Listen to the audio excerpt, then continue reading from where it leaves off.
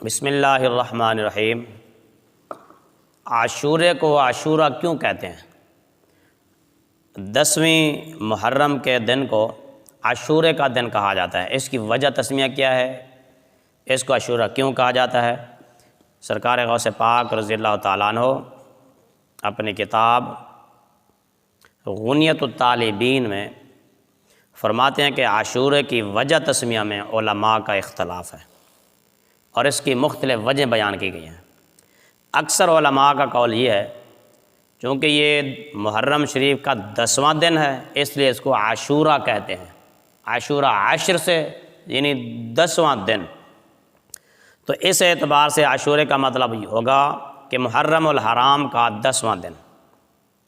بعض کا قول یہ ہے کہ اللہ تعالیٰ نے جو بزرگیاں دنوں کے اعتبار سے نبی پاک صلی اللہ علیہ وسلم کی امت کو عطا فرمائی ہیں، ان بزرگیوں میں سے یہ اس دن ملنے والی بزرگی 10ویں بزرگی تھی۔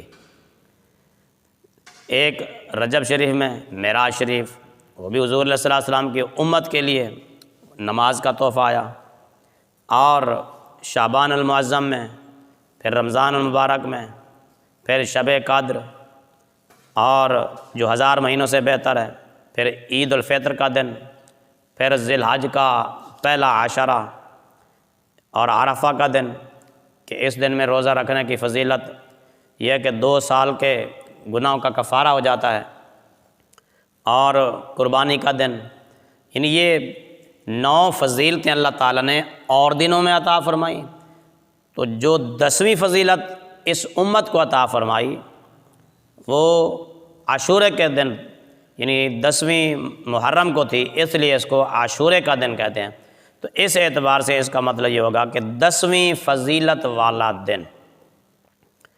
بعض علماء نے یہ بھی کہا کہ عاشورے کی وجہ تسمیہ یہ ہے کہ اس دن میں اللہ تعالیٰ نے 10 پیغمبروں پر خاص عنایت فرمائی اور خصوصی کرم فرمایا، اس وجہ سے اس کو عاشورہ کہتے ہیں، یعنی 10 خصوصیات والا دن، یعنی پیغمبروں کو 10 خصوصیات ملنے کا دن۔ وہ خصوصیات کیا ہیں؟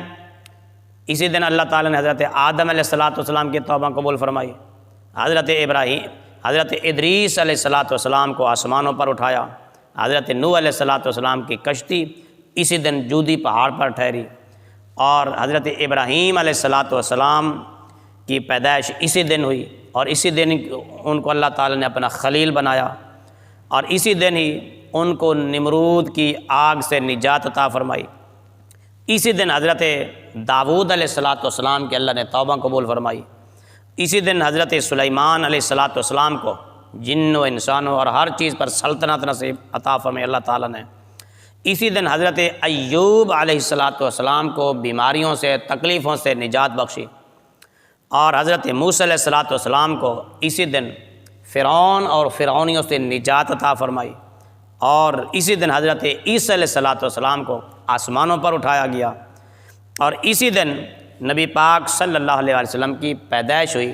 یہ غنیۃ الطالبین کے قول کے مطابق ہے، ورنہ جمہور علماء کے نزدیک اور اصح قول یہ ہے کہ سرکار دو عالم صلی اللہ علیہ وسلم کی پیدائش ماہ ربیع الاول شریف میں ہے۔